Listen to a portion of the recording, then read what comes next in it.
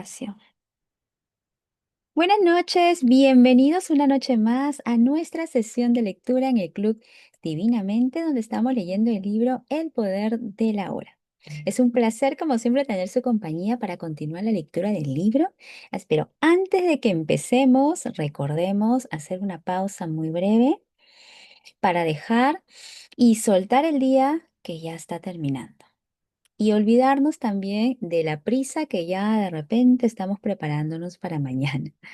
Hoy estamos aquí y ahora, justo como el libro nos lo recuerda. Así que dejemos a un lado las preocupaciones, el ruido mental y la mejor recomendación que ustedes tienen para este libro es que no traten de entenderlo todo con la mente. Simplemente sientan la presencia en cada pausa de la lectura. Eso es muy importante porque las palabras son solo indicadores. El verdadero poder está dentro de la calma que nosotros obtengamos cada vez que vamos avanzando con esta lectura. Y para que este libro, para que esta lectura que realizamos no solamente se quede en palabras, recordemos un poco también lo que el día de ayer repasamos en la lectura del libro, que hemos ingresado a un nuevo capítulo, el capítulo 9, y el día de ayer hemos hablado sobre la felicidad. El libro nos ha contado un poco que la felicidad depende de las condiciones, de que las condiciones de la vida sean buenas. Pero la paz interior es diferente. La paz interior nace cuando aceptamos de manera radical el presente, que lo que sea, sea como es, y que no luchemos juzgando por lo malo que pueda suceder, porque la resistencia a lo que sucede en nuestro presente es lo que nos causa sufrimiento. No el evento en sí, no el problema, el suceso, sino que nosotros nos resistimos a aceptar lo que está sucediendo. Porque todo sufrimiento es mental, sea mental o emocional, crea drama. Y ese drama es creado por el ego. El ego, recordemos que es la mente no observada. Y ese ego le gusta etiquetar las cosas en bueno, malo, bien, más o menos. Pero cuando vivimos en plena conciencia, cuando somos el observador y no juzgamos, dejamos el drama atrás y accedemos a una inteligencia superior. Eso nos permite a que nosotros estemos motivados, que ya no estemos tan pegados al miedo o a la codicia. Así que la práctica y la recomendación de lo que hasta ayer leímos es que no nos identifiquemos con esta mente tan pensante, que solamente nos da a veces juicios y nos aleja de la hora. Y para profundizar mucho más, les voy a compartir el ejercicio respecto al libro y a lo que el día de ayer hemos podido aprender. Voy a compartir en estos momentos en pantalla ese ejercicio y quiero que ustedes me acompañen realizándolo. Si no es en estos momentos, mañana inmediatamente en el momento que surja. ¿Por qué? Porque este ejercicio se trata de perdonar el presente, que justo es uno de los temas que el día de ayer el libro también nos hizo énfasis. ¿Cómo van a practicar este ejercicio? En cualquier momento. A diferencia de los otros ejercicios, no esperemos la noche o el día, sino en el momento que tenga que pasar. Ustedes están haciendo de repente sus cosas muy en piloto automático. Aprovechen para hacer una pausa con toda la intención, donde quiera que estén. Así estén haciendo algo básico o algo muy importante. Hagan una pausa. Y en esa pausa que hagan, muy breve, traigan toda su atención al instante de hoy, a la hora. Y cuando hagan esa pausa y se queden en silencio, observen su entorno y observen y sientan su cuerpo. ¿Qué está sucediendo en estos momentos en todo su ser? Y para esto hay que enfocarnos haciendo una pregunta. ¿Qué situación estoy viviendo justo ahora? ¿Qué situación física? ¿Cómo está mi cuerpo? ¿Qué situación emocional? ¿Qué emoción me está embargando en este momento? ¿Qué situación mental? ¿En qué no estoy dejando de pensar? ¿O qué situación externa? ¿Qué problemas del exterior no me dejan tranquilo o estoy tan enfocado en ello en este momento? Ese enfoque en estos cuatro aspectos de la vida lo hacemos en esta pausa intencional y luego procedemos a actuar. Reconozcamos cómo nuestra mente reacciona ante cada situación que hemos observado. Si tenemos un malestar físico, emocional, mental o externo, ¿qué nos dice nuestra mente? Seamos honestos y preguntémonos, ¿qué etiqueta le estoy poniendo a este momento, a esta situación? De repente estoy diciendo, ay, esto es malo, es injusto, esto es molesto, es terrible, es aburrido, peligroso. ¿Se están resistiendo a esa situación? Recuerden que es aceptación radical. Suelten el juicio y la resistencia. Y esta es una frase que ayer leímos, que el libro nos mencionó claramente. Y es una frase que les invito a que se digan mentalmente cuando hagan esta pausa intencional. Permito que todo sea como es. Permito que todo sea como es. Permito que lo que está pasando ahora sea como es. Por ejemplo, si te sientes frustrado por alguna situación, mentalmente te dices, siento esta frustración. Permito que esta frustración sea como es, sin juzgarla. Si quizás tienes un dolor físico, lo mismo. Siento que hay dolor. Permito que este dolor sea como es, en este momento. Aceptación radical. Y una vez que ustedes mismos practican a soltar esa resistencia, dense un espacio breve para descansar. Pueden sentarse, pueden recostarse y respiren profundamente para que se anclen con el presente. Como verán, esto les puede tomar de repente de 3 a 5 minutos de su día y no elijan un momento exacto, sino háganlo en cualquier momento del día. Cuando sienten que están haciendo cosas sin parar, hagan la pausa intencional. Estoy segura que los resultados van a ser visibles conforme vayamos realizando esta práctica de manera diaria. Luego me cuentan cómo les fue con este ejercicio, chicas, para poder de esta forma seguir aprendiendo en el camino. Ahora vamos a ingresar directo a nuestra lectura del libro El Poder de la Hora. Recordamos que este libro tiene una secuencia de escritura que es de diálogo interactivo. O sea, no es una exposición directa del tema, sino que el autor nos habla al estilo de una conversación continua. Y eso nos permite que si quizás salta una duda en nuestra mente mientras vamos leyendo, pues el autor nos lo presenta, nos presenta esa duda y también nos va presentando la respuesta. Nos hemos quedado en la página 153 del libro virtual, ya en el capítulo 9, hablando de felicidad, de perdón, de paz interior. Continuemos con la lectura en la página 153 del libro virtual. Dice, el Buda enseñó que incluso la felicidad es dukkha. Dukkha es una palabra pali que significa sufrimiento o insatisfacción. Quiere decir, el Buda enseñó que incluso la felicidad es sufrimiento o es insatisfacción. Es inseparable de su contrario. Esto significa que su felicidad o infelicidad son de hecho una sola cosa. Solo la ilusión del tiempo las separa. ¿Qué opinamos de esta frase? Esto no es de ser negativo, es simplemente reconocer la naturaleza de las cosas, de modo que no persiga una ilusión por el resto de su vida. Tampoco es decir que no debería apreciar ya las cosas o condiciones placenteras o bellas, pero busque en ellas algo que no pueden dar, una identidad, un sentido de permanencia y de realización. Es una receta para la frustración y el sufrimiento. Buscar en ellas algo que no pueden dar es una receta para la frustración y el sufrimiento. Toda la industria de la publicidad y la sociedad de consumo se derrumbarán si la gente se ilumina y deja de buscar su identidad a través de las cosas. Cuanto más busque la felicidad por este medio, más lo eludirá. Nada exterior lo satisfará, excepto temporal y superficialmente.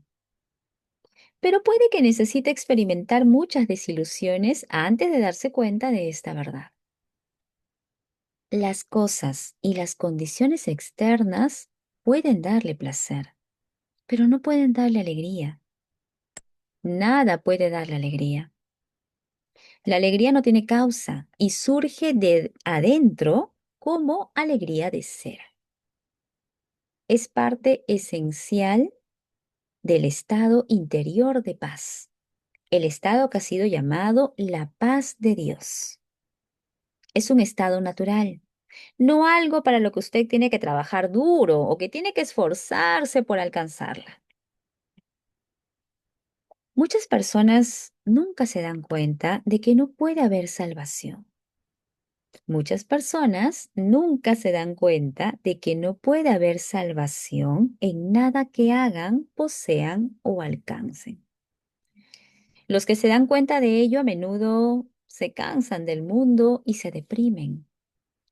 Si nada puede darle la verdadera realización, ¿qué queda para luchar por ello? ¿Qué sentido tiene todo?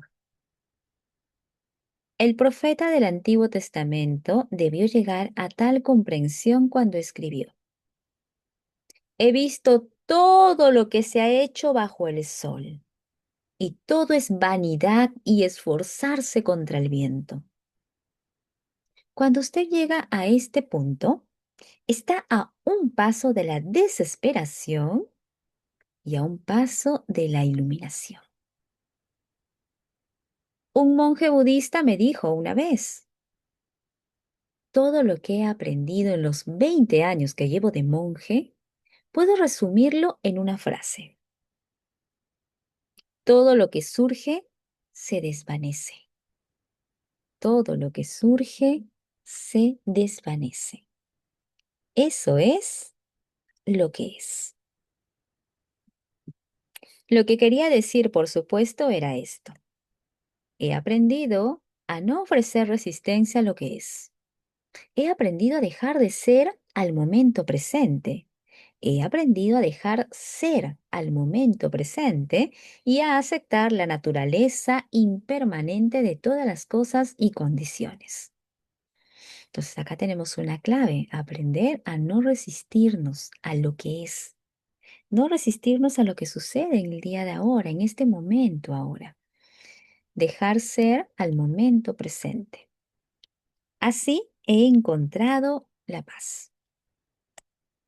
No ofrecer resistencia a la vida es estar en un estado de gracia, sosiego y levedad. Ese estado ya no depende de que las cosas sean, de cierto modo, buenas o malas. Parece casi paradójico, sin embargo, que cuando su dependencia interior de las formas ha desaparecido, las condiciones generales de su vida, las formas externas, tienden a mejorar en gran medida.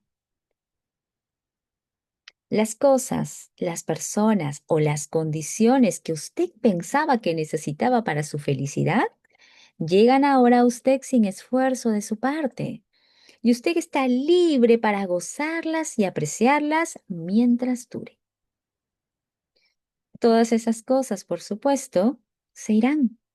Los ciclos irán y vendrán. Pero una vez desaparecida la dependencia, ya no hay temor a la pérdida. La vida fluye con facilidad. La felicidad que se deriva de una fuente secundaria nunca es muy profunda. Es solo un pálido reflejo de la felicidad del ser, la paz vibrante que usted encuentra en su interior cuando entra en el estado de no resistencia. El ser lo lleva más allá de los polos opuestos de la mente y lo libera de la dependencia de la forma. Incluso si todo se derrumbara a su alrededor, usted sentiría un profundo núcleo interior de paz. Puede que no sea feliz, pero estará en paz. Qué interesante, qué bonita esta última frase para tenerla como recordatorio. Ahora leamos el título, Usar y abandonar la negatividad. Estoy segura que este título nos va a ser de mucha ayuda porque o nosotros a veces nos encontramos inmersos de manera muy negativa o quizás tenemos personas en nuestro entorno que viven en este estado de negatividad. Vamos a ver cómo podemos usar la negatividad y a la vez también abandonarla. Toda resistencia interior se experimenta como negatividad en una forma u otra. Toda negatividad es resistencia. En este contexto, las dos palabras son casi sinónimos, negatividad y resistencia. La negatividad va de la irritación o de la impaciencia a la rabia furiosa, de un humor depresivo o un resentimiento sombrío, a la desesperación suicida. A veces, la resistencia dispara el cuerpo del dolor emocional, en cuyo caso incluso una situación sin importancia puede producir negatividad intensa, tal como ira, depresión o tristeza profunda. El ego cree que por medio de la negatividad puede manipular la realidad y conseguir lo que quiere. Cree que por medio de ella puede atraer una condición deseable o disolver una indeseable. Un curso de milagros señala con razón que siempre que usted es infeliz, existe la creencia inconsciente de que la infelicidad le compra lo que quiere. Repito esta parte. Existe la creencia inconsciente de que la infelicidad le compra lo que quiere. Si usted, la mente, no creyera que la infelicidad funciona, ¿por qué la crearía? El hecho es, por supuesto, que la negatividad no funciona. En lugar de atraer una condición deseable, impide que surja. En lugar de disolver una indeseable, la mantiene en su lugar. Su única función útil es que se refuerza el ego. Y por eso al ego le encanta. Una vez que usted se ha identificado con alguna forma de negatividad, ya no quiere abandonarla. Y en un nivel profundamente inconsciente, no quiere un cambio positivo. Miren qué reveladora esta parte. Las personas que son negativas, muy en el fondo, no quieren cambios positivos, porque se identifican tanto y tan profundamente con la negatividad que no quieren abandonarla. Es por eso que muchas veces, quizás a veces renegamos o hasta peleamos con personas porque mantienen un mismo estado de negatividad. Y nosotros sufrimos diciendo, esta persona no quiere cambiar, ¿por qué siempre será así? Es porque esa persona ya vive profundamente, inconscientemente en este estado de negatividad. Y es por eso que nuestros esfuerzos poco o nada valdrán. Amenazaría su identidad de persona depresiva, iracunda, difícil. Entonces usted ignorará, negará o saboteará lo positivo de su vida. Este es un fenómeno común y es también demencial. La negatividad es totalmente antinatural. Es un contaminante psíquico y hay un vínculo profundo entre el envenenamiento y la destrucción de la naturaleza y la gran cantidad de negatividad que se ha acumulado en la psique humana colectiva. Ninguna otra forma de vida en el planeta conoce la negatividad, solo los seres humanos. Lo mismo que ninguna otra forma de vida viola y envenena la tierra que la sostiene. ¿Ha visto usted alguna vez una flor infeliz? ¿O ha visto alguna vez un árbol estresado?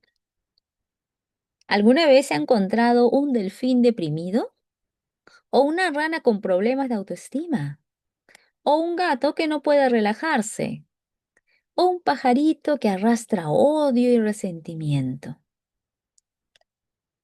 Los únicos animales que pueden experimentar ocasionalmente algo parecido a la negatividad o mostrar signos de conducta neurótica son los que viven en contacto estrecho con el hombre y que por eso se vinculan a la mente humana y a su locura. Observe cualquier planta o animal y permita que le enseñe la aceptación de lo que es, la entrega a la hora.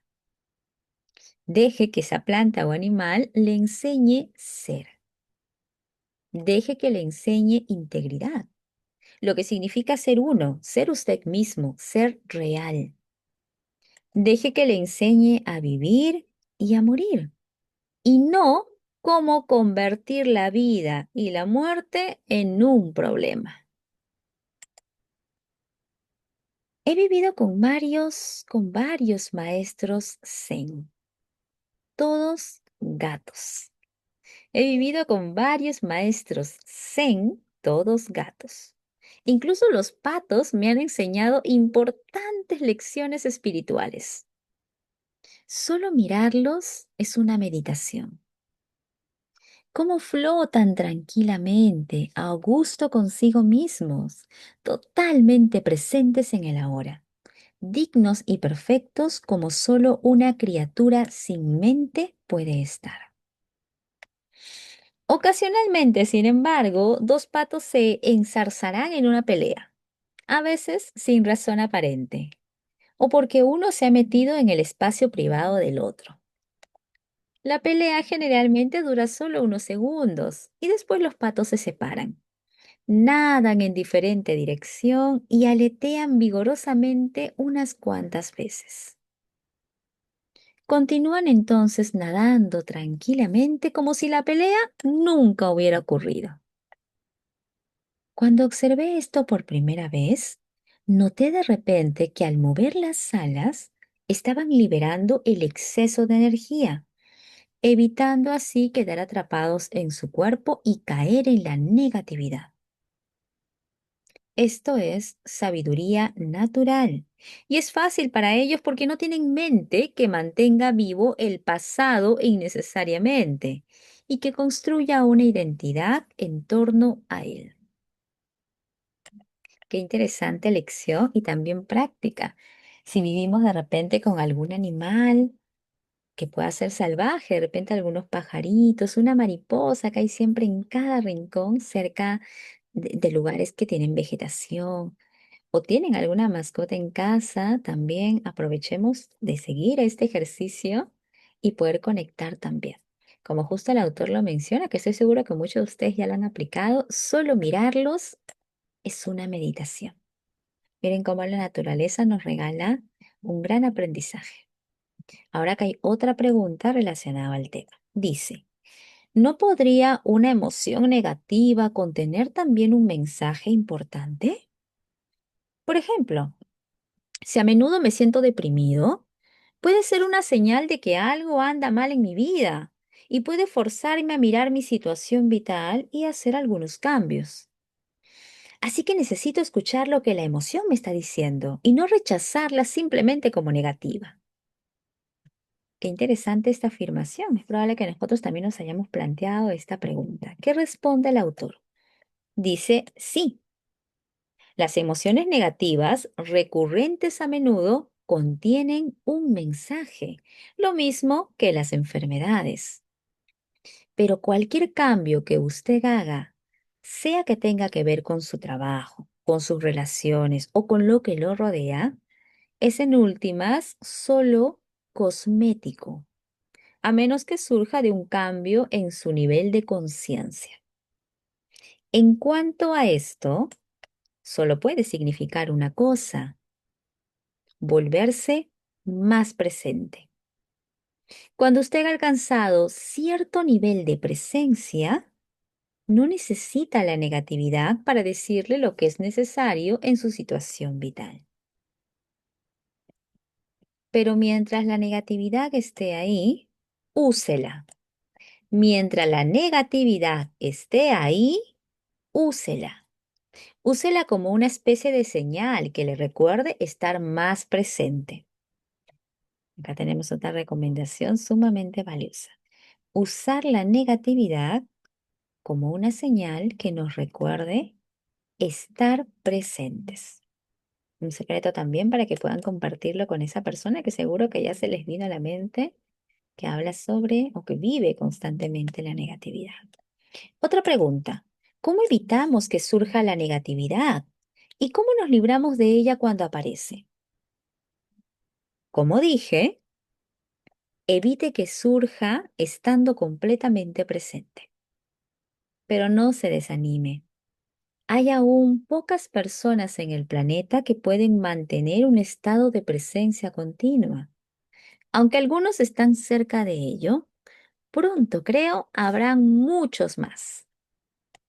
Siempre que se dé cuenta de que ha surgido alguna forma de negatividad en usted, mírela como no como un fracaso.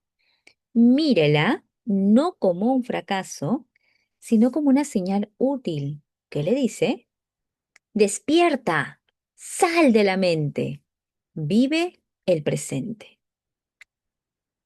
Hay una novela de Aldous Huxley titulada La isla, escrita en sus últimos años, cuando se interesó mucho en las enseñanzas espirituales. Cuenta la historia de un náufrago en una isla remota separada del resto del mundo. Esta isla contiene una civilización única. Lo inusual de ella es que sus habitantes, al contrario de los del resto del mundo, son realmente cuerdos. La primera cosa que el hombre nota son unos papagayos coloridos, encaramados en los árboles, y que continuamente cotorrean las palabras. Atención, aquí y ahora. Atención, aquí y ahora.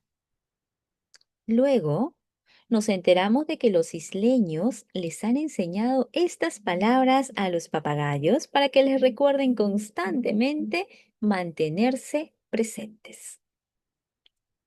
Así que siempre que sienta la negatividad surgiendo en usted, causada por un factor externo, por un pensamiento o por nada en particular de lo que sea consciente, véala como una voz que le dice, atención, aquí y ahora, despierta. Incluso la más leve irritación es significativa. La más leve irritación es significativa y debe ser reconocida y observada. En caso contrario, habrá una acumulación de reacciones no observadas. Como dije antes, usted puede ser capaz de soltarla una vez que se dé cuenta de que no quiere tener este campo de energía dentro de usted y de que no sirve para nada. Pero entonces, asegúrese de que la suelte completamente. Y si no puede hacerlo, acepte que está ahí y ponga su atención en ese sentimiento como señalé anteriormente. Como alternativa a abandonar una reacción negativa, puede hacerla desaparecer, imaginando que usted se hace transparente a la causa externa de la reacción. Le recomiendo que practique esto al principio con cosas pequeñas, incluso triviales. Digamos, por ejemplo, que está sentado tranquilamente en casa y de repente se oye el sonido penetrante de la alarma de un auto al otro lado de la calle. A usted le surge la irritación. ¿Y qué sentido tiene la irritación? Ninguno en absoluto. ¿Por qué la creó usted? ¿Por qué creó usted la irritación? Usted no lo hizo, fue la mente. Fue totalmente automático, totalmente inconsciente. Entonces la pregunta es, ¿por qué la creó la mente? Porque la mente tiene la creencia inconsciente de que su resistencia que usted experimenta como negatividad o infelicidad de alguna forma, disolverá en alguna medida la condición indeseable.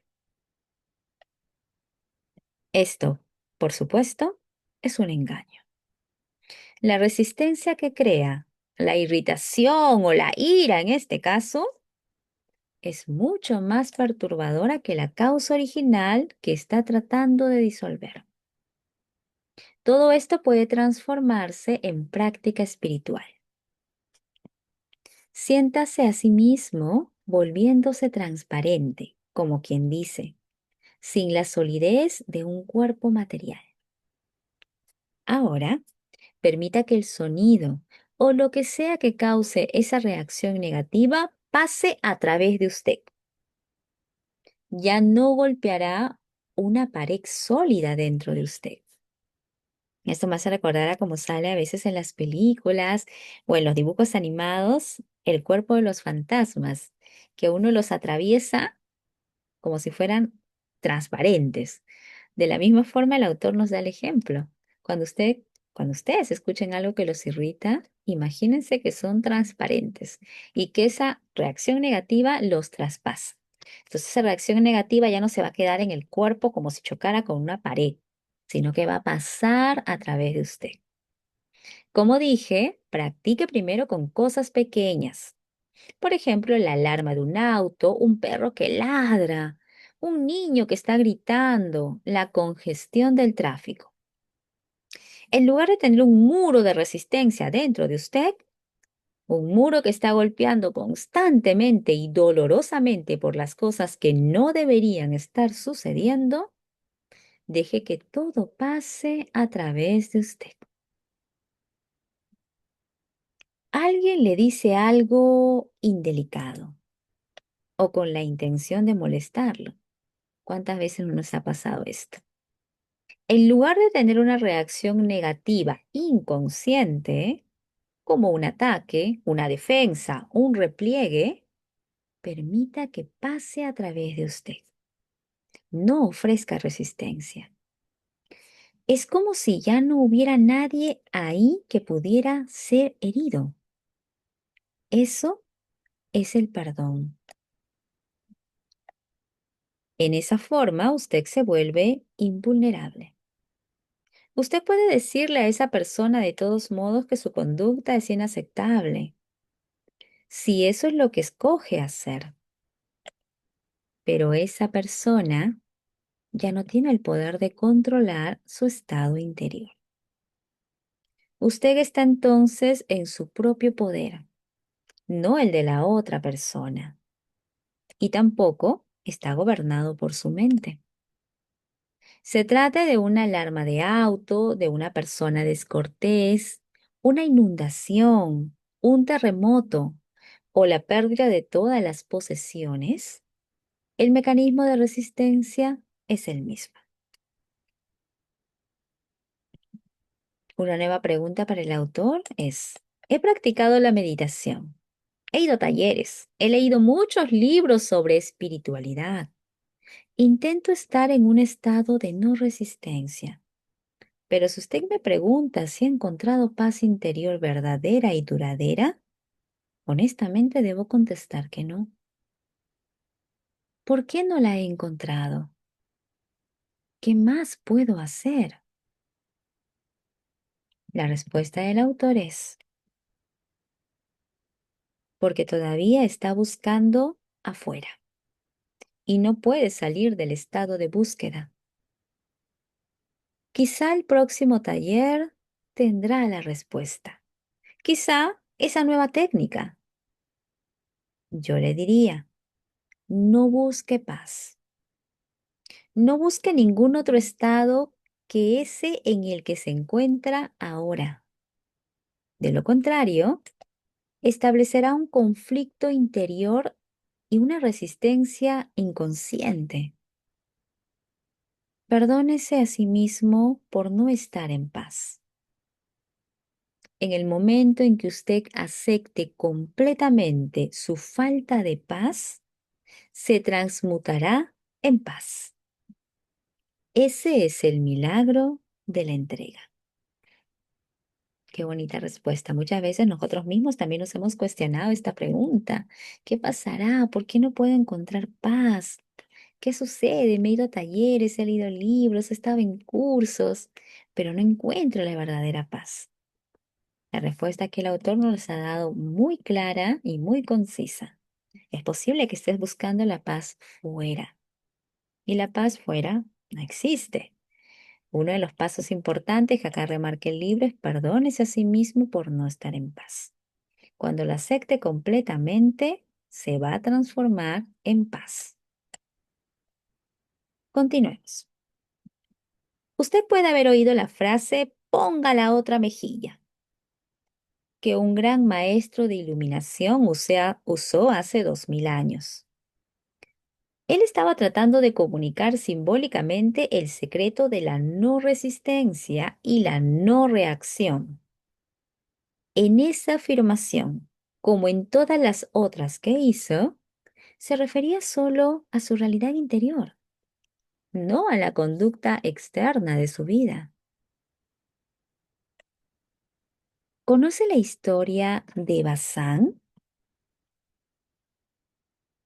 Bazán, antes de convertirse en un gran maestro Zen, pasó muchos años en la búsqueda de la iluminación, pero ésta lo eludía.